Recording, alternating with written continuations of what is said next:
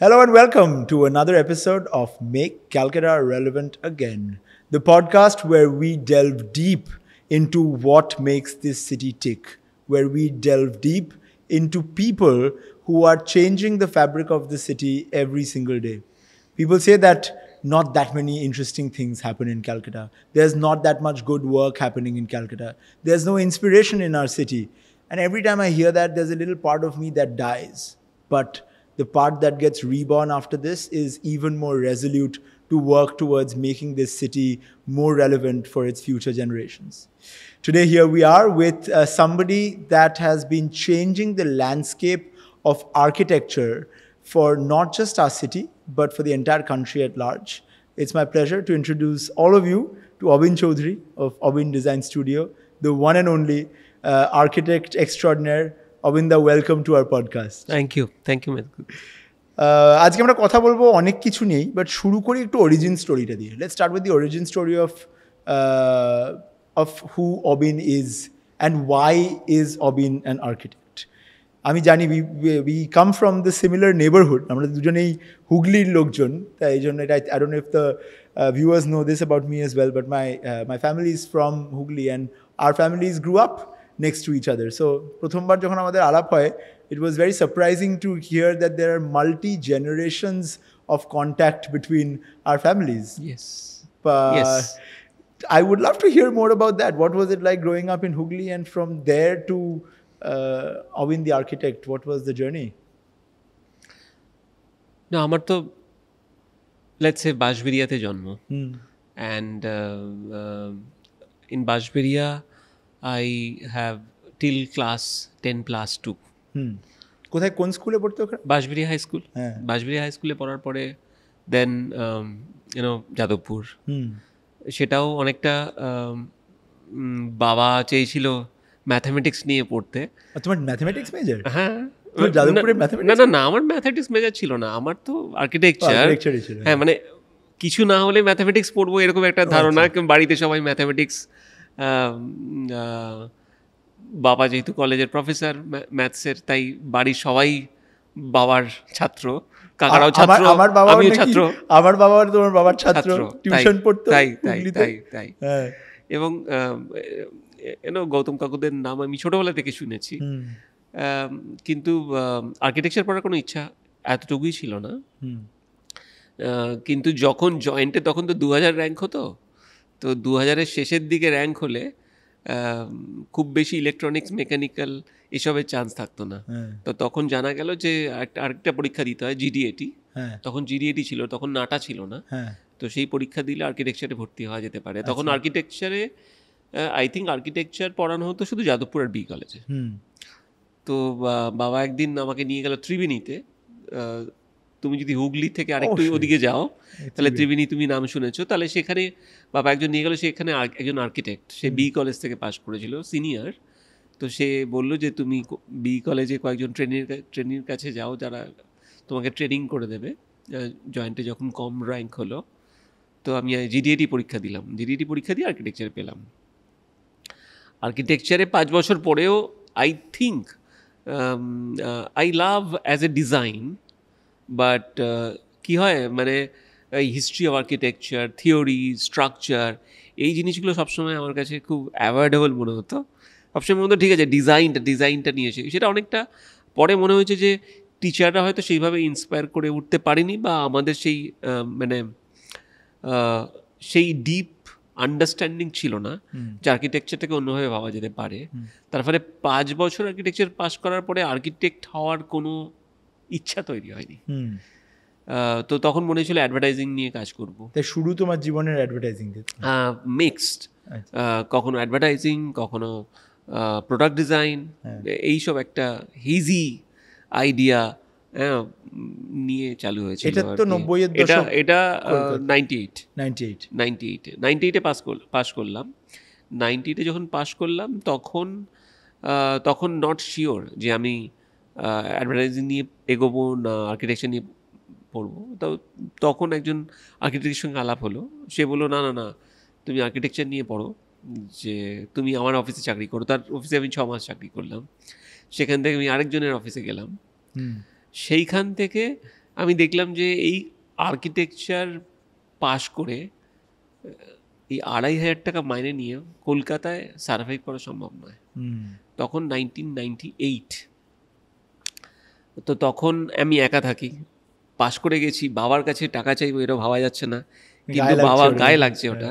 তো বাবা বলতো যে না না না ঠিক আছে, হাত খরচার জন্য টাকা নেওয়াই যেতে পারে। তখন আমি মেসে থাকি বালিগঞ্জে। আমি যেহেতু বাঁশবেরিয়াটা যাদবপুর থেকে অতটা ডিস্টেন্স নয়, 100 কিলোমিটার ভেতরে, আর ফাদার্স মান্থলি ইনকামের জন্য আমি হোস্টেল পেলাম না, তাই আমি বালিগঞ্জে মেসে থাকতাম। তো বালিগঞ্জে মেসে থেকে তখন ভাবলাম যে একটা এই আর পড়া হয়ে গেছে, চাকরি করা হয়ে গেছে, একটা অন্য কিছু করি যেখানে একটা ভালো চাকরি হবে। তখন লাফার্জ লোক নিচ্ছে, আচ্ছা, কিন্তু লাফার্জ লোক নিচ্ছে লাফার্জ সিমেন্ট, আর্কিটেক্ট নেবে, কিন্তু সেটা 7-8 বছরের এক্সপিরিয়েন্স, আর আমার তখন 6 মাসের এক্সপিরিয়েন্স। তো আমি অ্যাপ্লাই করলাম, অ্যাপ্লাই করে প্রথমেই সিভিটা ছুঁড়ে ফেলে দিল।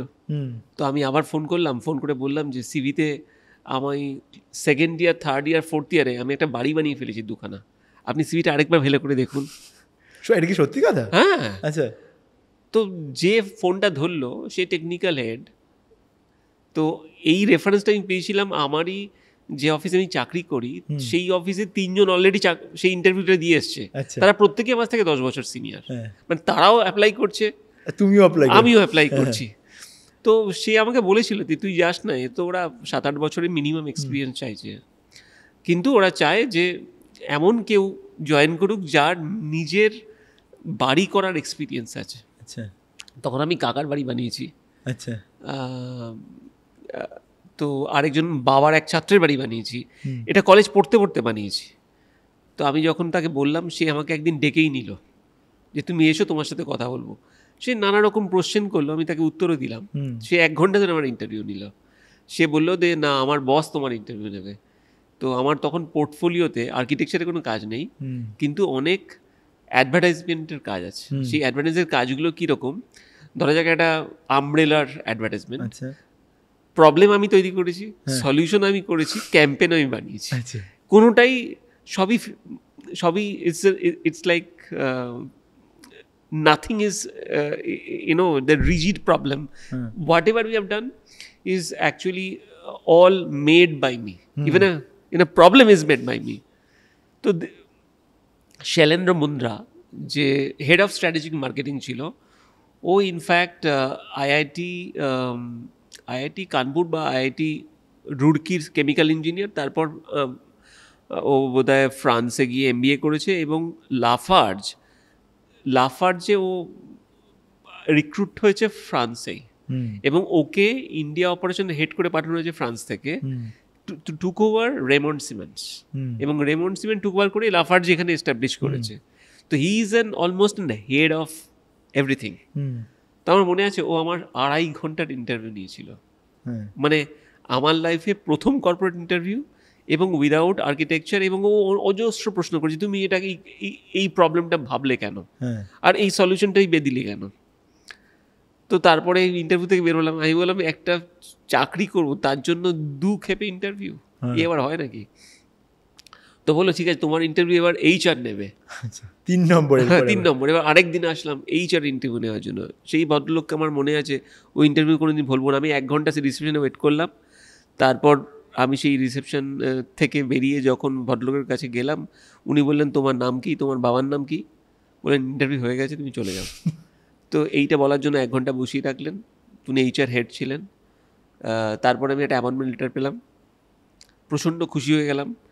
দেখলাম আমি 15,000 টাকা মাইনে পাচ্ছি। তখন সেটা তো মানে ইট ওয়াজ আ ড্রিম কাম ট্রু, মানে ফাটাফাটি ব্যাপার। প্রথম দিন গিয়েই তখন মিও আমরে ছিল না, তখন অন্য একটা ব্র্যান্ড ফ্যান্ড ছিল, মনজিনিস ছিল। গিয়ে প্রচুর 100 টাকার কেক খেয়ে ফেললাম। তো ইন্টারেস্টিংটা হচ্ছে যে পরে বুঝলাম যে 15,000 টাকা হচ্ছে সিটিসি, হাতে পেলাম হচ্ছে 10,800 টাকা। হ্যাঁ, তখন খুব দুঃখ হলো যে দেখালো 15,000, মানে এই নিয়মগুলো বাবা বোঝালো যে না না না এরকম হয়। তো কিন্তু প্রথম 3 মাস আমি ওই আমার কাজ ছিল হচ্ছে, আমার ডেজিগনেশন আসলো অ্যাপয়েন্টমেন্ট লেটারে এক্সিকিউটিভ অ্যাসিস্ট্যান্ট কাস্টমার সার্ভিস। আমার কাজ হচ্ছে ফোন করা, ফোন ধরা, লোকের বাড়ি বানাতে অসুবিধা হলে সিমেন্ট ওকে কি হেল্প করতে পারে সেটাকে বোঝানো। 3 মাস এইভাবে চললো, আর সারাক্ষণ খুব বোরিং। তারপরে আমি আমার হাত তখন চলছে আর কি, যেহেতু কলেজ থেকে বেরিয়েছি, তো আমি ছবি আঁকতাম, আর ছবি এঁকে এঁকে আমি সমস্ত কিছু টাঙিয়ে রাখতাম। একদিন ওই head of strategic marketing Shailendra Munda আমার যে জায়গাটায় বসতাম ওপেন ওয়ার্ক স্টেশনে, তার পাশ দিয়ে ক্রস করছিল। তো বলে এগুলো কি? আমি বললাম এগুলো এমনি এঁকে রেখেছি। বললো তুমি এসো আমার ঘরে। তখন লাফার্জ একটা ট্রাক ডিজাইন করতে চাইছে, যেটা সিএনএফ এজেন্ট থেকে ডিলার পয়েন্টে সিমেন্ট পৌঁছে দেবে। তো এটা ওগিলবি ম্যাথারকে দিয়েছে। তো আমাকে বলে তুমি একটা ট্রাক ডিজাইন করবে আমার জন্য? আমি বললাম হ্যাঁ করবো। তো আমি তখন এরকম 10টা 12টা সমস্ত স্কেচ করে তার পার্টস ডিটেল সমস্ত কিছু করে ফেললাম। তো বললো যে দিস ইজ অ্যাপ্রুভড, তুমি টার্কিতে চলে যাও, ওখানে গিয়ে আমার পার্টনারদের সঙ্গে ট্রাক ডিজাইন করো। তো আমি তখন ট্রাক ডিজাইন করে কোথায়? এক্সিকিউটিভ অ্যাসিস্ট্যান্ট কাস্টমার সাপোর্ট, সেখান থেকে ট্রাক ডিজাইন লাফার্জ সিমেন্টের ট্রাক ডিজাইন থেকে ফিরে আসলাম। তখন বললো যে আমার হোম বিল্ডিং সেন্টার হবে, যেখানে আমি সাধারণ মানুষকে বোঝাবো যে বিল্ডিং মেটেরিয়াল সম্বন্ধে, তুমি এটা হেড করো, সেটার ডিজাইনার তুমি হয়ে যাও। সেটাও ডিজাইন করলাম। 10,800 টাকা তোমার মাইনে আরেকটু বেড়েছে। তখন বললো যে তোমার ডেজিগনেশন চেঞ্জ করে কাস্টমার সার্ভিস নয়, হেড অফ ডিজাইন হয়ে যাবে। তো হেড অফ ডিজাইন হলো, এবং যথেষ্ট ভালো একটা মাইনে হলো।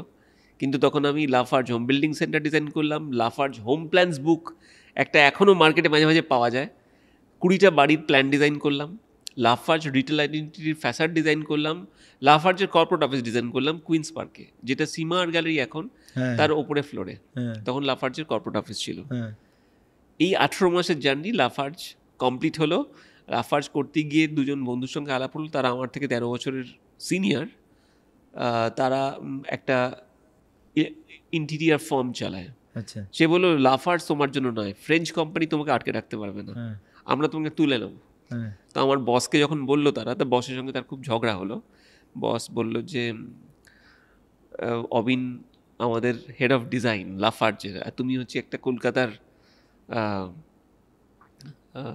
ইন্টেরিয়ার ডিজাইন ফার্ম, তুমি চেষ্টাই করো না, ও কোনো মতেই যাবে না। তো একদিন শনিবার দিন বাড়িতে বসে আছি আমি মেসে, তখন আমি 113 একডালিয়াতে থাকি। একটা অ্যাম্বাসাডার করে 3 জন লোক আসলো, তার মধ্যে 2 জন ছিল। সে বলে একটু জায়গায় যেতে হবে।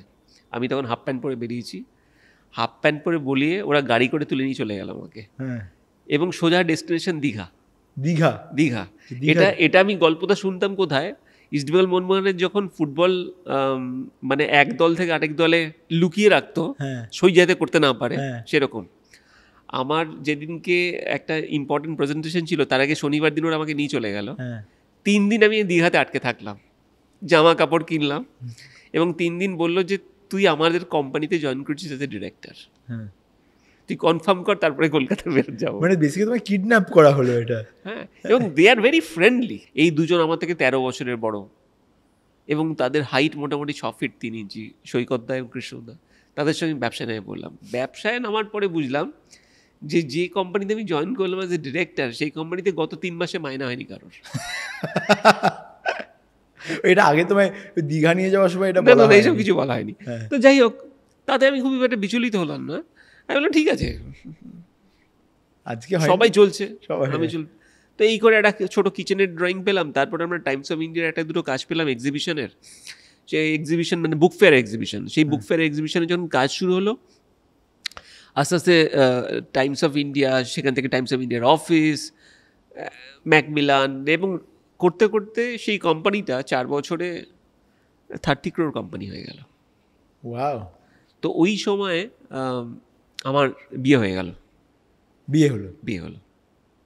বিয়ে হওয়ার পরে আমার মনে হলো যে কোথাও একটা আমি আনকমফোর্টেবল ফিল করছি এই ব্যবসাটায়, যেখানে আমার ফ্রিডম অফ ডিজাইনকে মানিটারি টার্মস যদি দেখি, তাহলে প্রফিট অ্যান্ড লস দিয়ে ভাবছি, এবং সেখানে I can not explore my creative sense.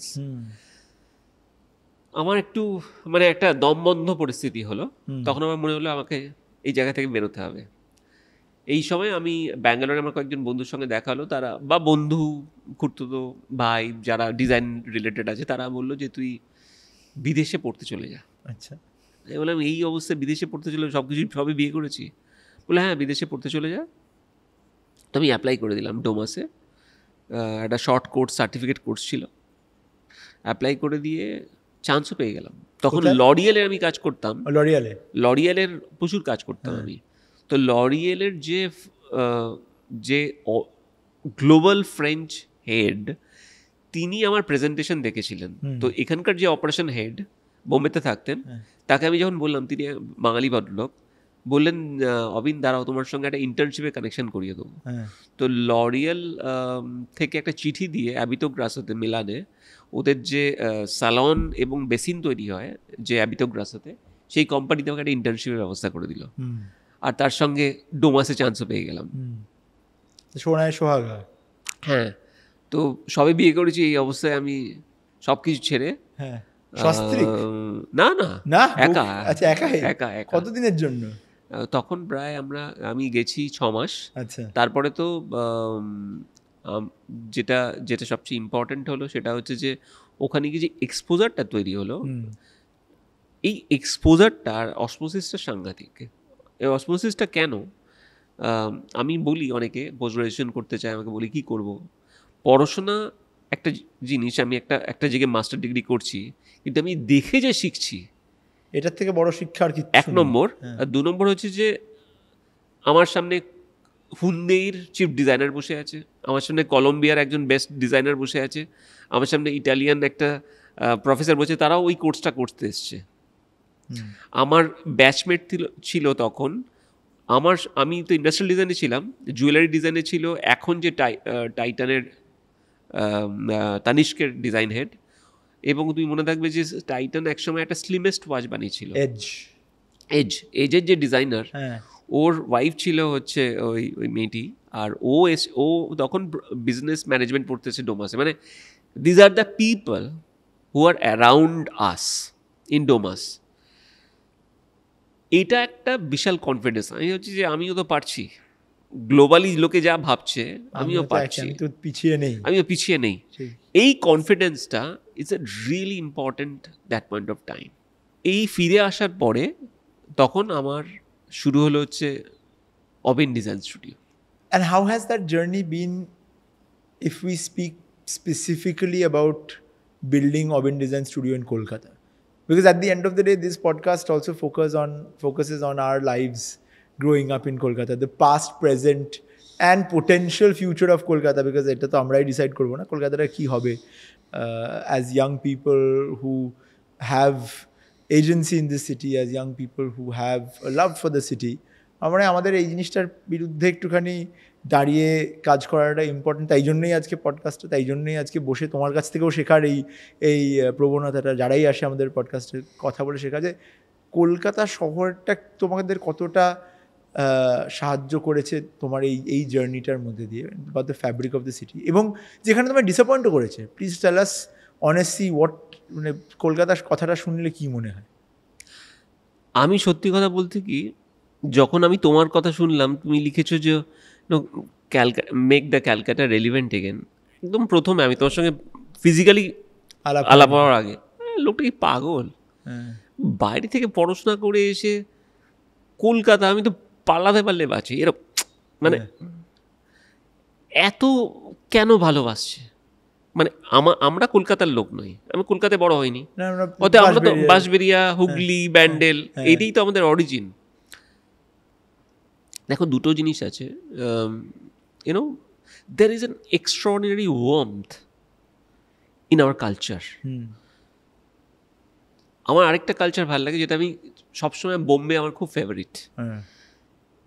মানে এই যে স্পিরিট একটা আছে না, এই যে ট্রেনে যাওয়া, আমি ট্রেনে করে একসময় যাতায়াত করতাম, আমি বহুবার বোম্বে যাই। এবং একটা সময় আমি যখন রেডিফিউশন ডিওয়াইয়ের একটা ব্রাঞ্চের সঙ্গে কাজ করতাম, তখন আমি রাত 1টার সময় বোম্বেতে ল্যান্ড করতাম। আমাদের গেস্ট হাউসে ছিল কালিনা স্টেশনের ঠিক পাশে।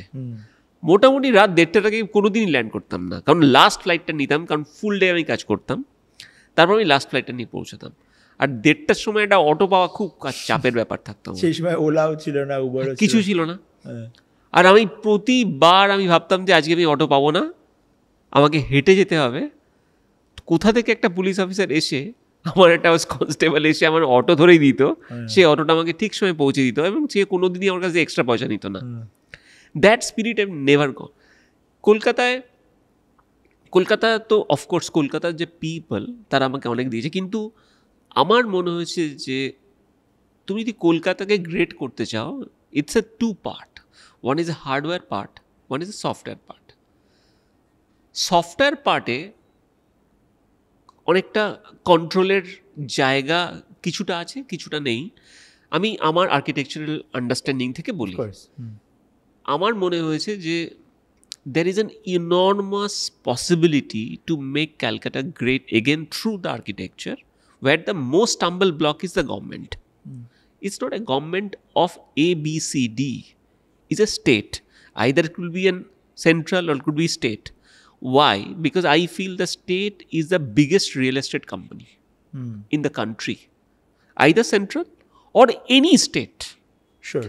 Because they have most of the money. Okay, and they have infrastructure, but they don't have a mechanism for any state in our country that they can make a beautiful building, small beautiful building, who can gift it to a public space. Okay, and you don't need a 200 crores, you need 40 lakhs to make a right toilet, a public toilet. You need a 25 lakhs, a perfect non-air conditioned bus stand, where an old people can sit and young people can stand. You don't need an air conditioning bus stand in our country. Okay, you need a small cultural center, not like Dhanodhanya of 600 crores, where multiple people can afford and take architecture in different ways. Learning. Yes. And you don't need a very costly material too, because you need a maintenance, because the maintenance comes from the public money. Okay, that ideology is completely failure. In that case is the Bihar.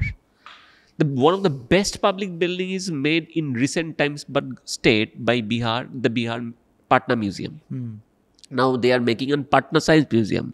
It's the most amazing public buildings happened probably last 50 years by the state, which is mesmerizing. Okay, in Calcutta Bhuje ekta earthquake museum হচ্ছে বুঝে বিবিধশী করেছে। হ্যাঁ, বিবিধশী। It's a beautiful, amazing, amazing. You know, exactly. Sorry, এটা complete হয়ে গেছে। বিবিধশী করেছে, over. Exactly, very important point, correct. আমি যেটা বলার চেষ্টা করছি, আজকে কেমোমা, ধরো আজকে কলকাতা মডার্ন মিউজিয়াম যেটা হার্জগ ডিমুরন করছিল, কলকাতা পেল না। কি হলো? প্রজেক্টটা কি বন্ধ? প্রজেক্টটা বন্ধ হয়ে গেল।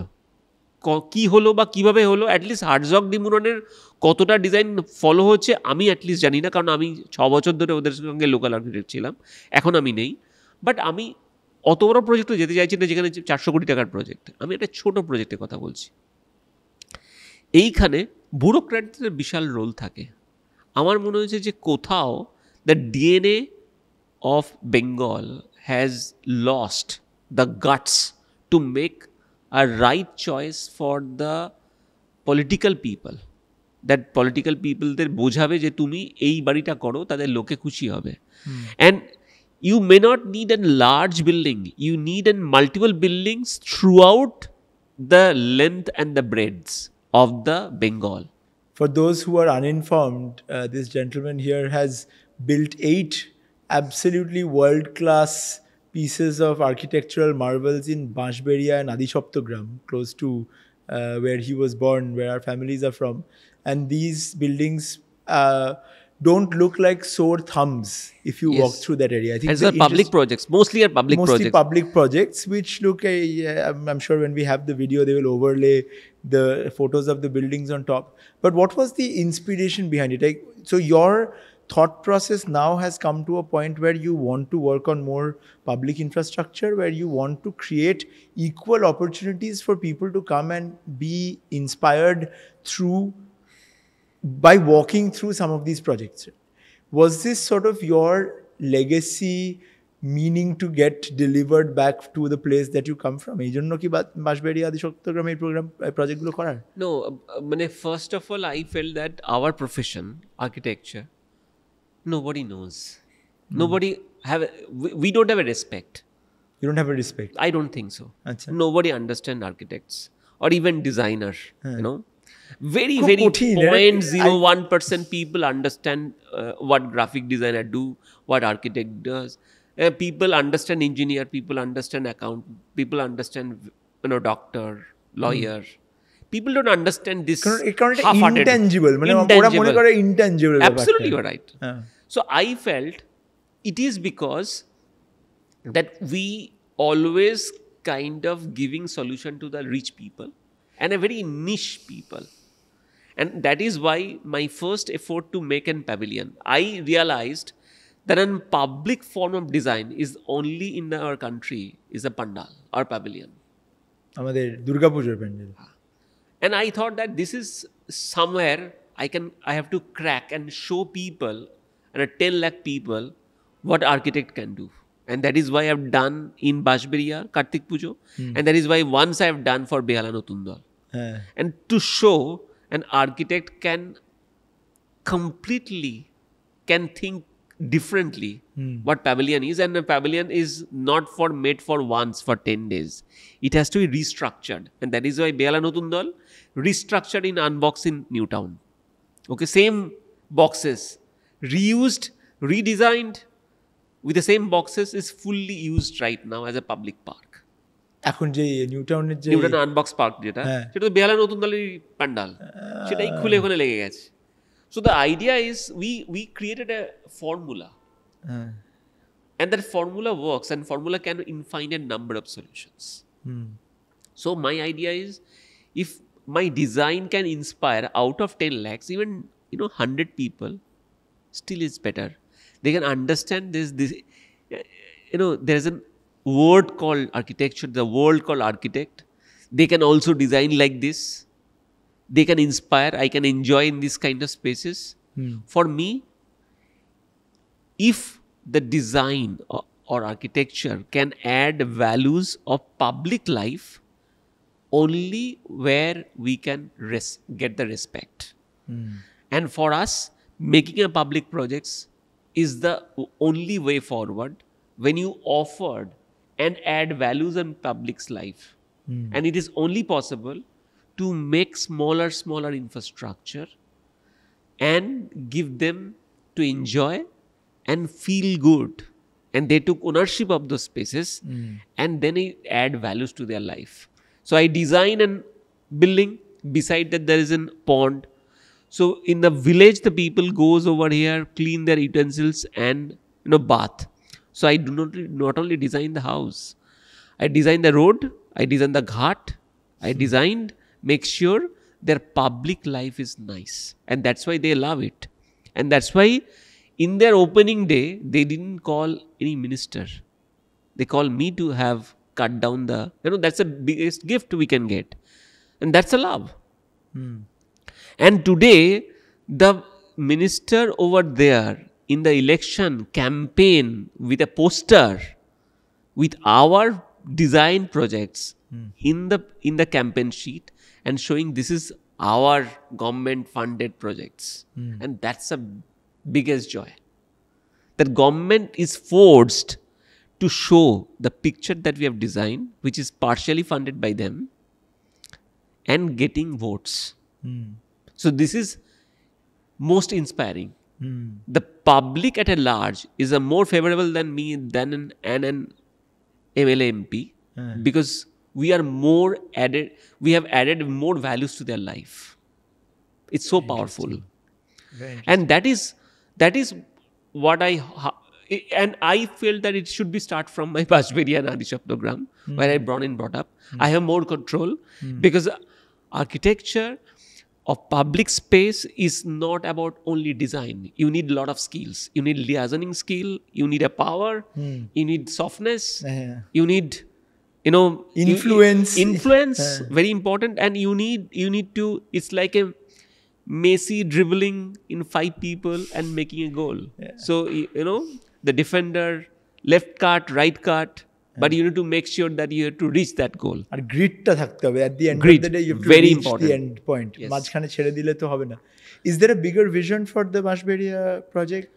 No, I feel that right now we are making 16 projects around that area, and these inspirations is going across India. So through this inspiring, it inspired to JSW Sports, it inspired to Adani Sports. So they took a lot of reference point and we were working together. So the idea of Bashbiri Adhishram is now gone out to the whole country. So everywhere we are trying to make this kind of happen, and a lot of corporate are approaching me, and they also understand that this is the only way, and we also understand if corporate involved, then things will happen.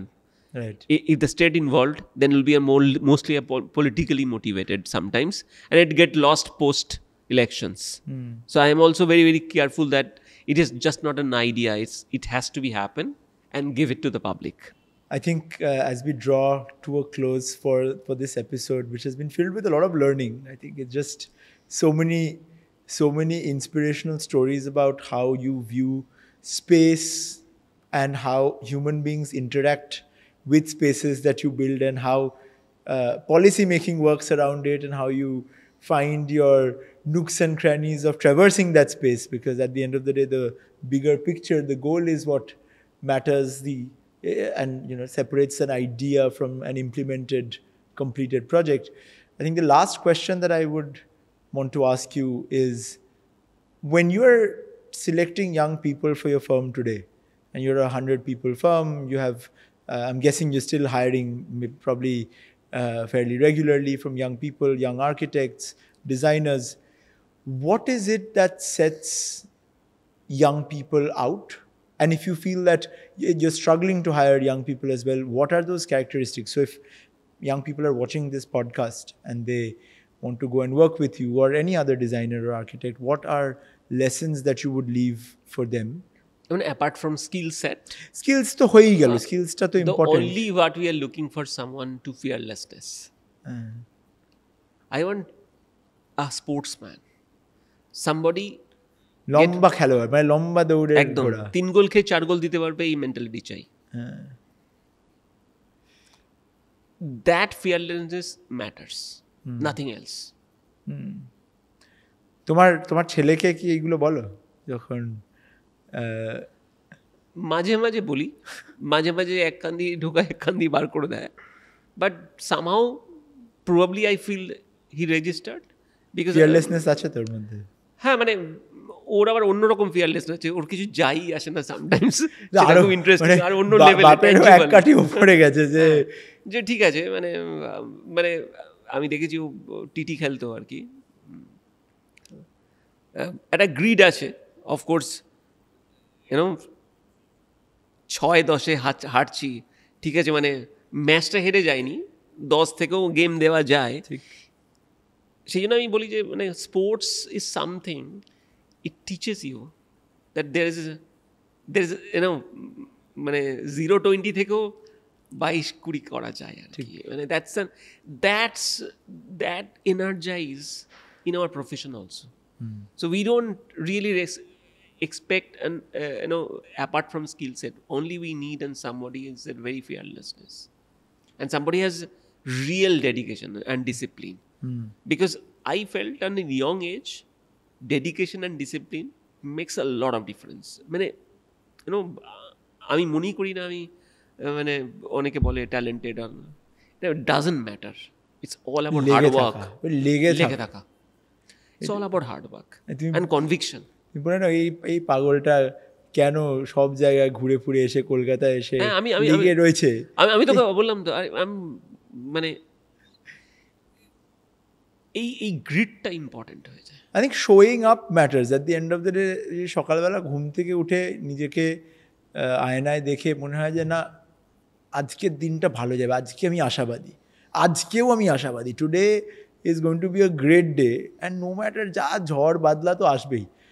Entrepreneur হওয়া মানেই তো একটা crisis management, সবসময় তো এটা ওটা ভুলভাল জিনিস যাবেই, কিন্তু তাই বলে কি আমরা হাল ছেড়ে দেবো?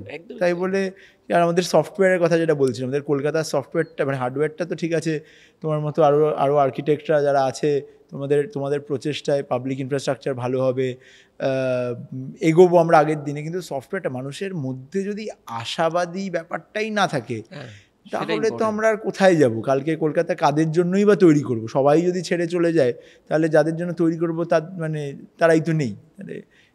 হ্যাঁ তাই। আর আর আমার শুধু মনে হয় যে পজিটিভিটি তো আছেই এখনো অনেক, পজিটিভিটিটাকে এনার্জাইজ করা দরকার আছে, এই হচ্ছে ব্যাপার।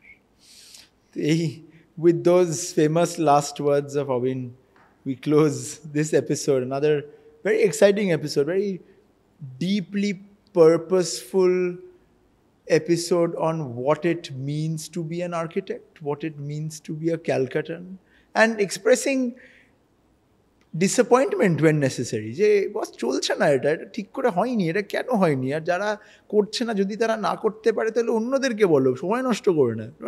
একদম মানে no point barking up the wrong tree. If it's not working, find somebody else. Solution oriented হওয়ার চেষ্টা করো। একদম সলিউশন ওরিয়েন্টেড, এবং মানে এই পথ দিয়ে না গেলে অন্য পথ দিয়ে গোল রিচ করতে হবে। আর তুমি না গেলে অন্য কেউ যাবে, আর না গেলে আমাদের কলকাতা ধসে পড়বে। Right. That is the end of the story. Correct. Thank you so much for joining us. Thank you. And hopefully your work and your words and the long-standing impact of the art, the architecture, the designs that you create will keep inspiring for generations. And hopefully we have a lot more young, fearless future members of future generations. That's all we need. That's all we need. Thank you so much, everyone, for joining in another fantastic episode.